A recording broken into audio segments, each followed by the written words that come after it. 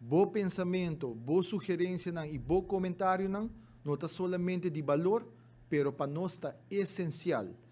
Na hora considerar cuidadosamente e por causa cambio vital de proposição de lei aqui, mientras se está caminhando seu caminho legislativo formal, promete que vai apresentar na Rad van Advies. Então, por favor, me faço uma súplica na Tour Cidadano de Aruba, compartilhe voz conosco através do elenco que aparece agora aqui na riba da pantalla. Também vou por visitar público.way para ler essa proposição de lei e também tem tab de consulta, botar a lei proposição de lei aqui. Tendo em conta que a proposição de lei está na holandês, mirando que o nosso sistema legislativo, idioma oficial, está holandês. O feedback pode compartilhar anonimamente, assim, vou por fomentar, nós quer fomentar o diálogo de uma forma transparente e ativa, com cada dos cidadãos não por compartilhar isso aqui conosco. Desde hoje, dia 4 de março, até 4 de abril, o link está abrir online para se receber feedback.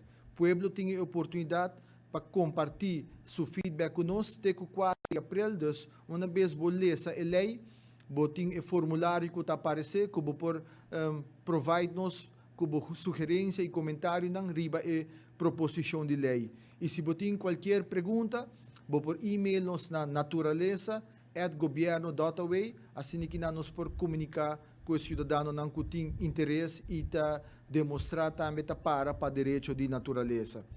Também nós está acontecendo 2 stakeholder sessions, 2 à noite informativo, onde nós está invitando o povo de Aruba para vir fazer pergunta, será conhecido com a proposição de lei e participar ativamente da discussão aqui.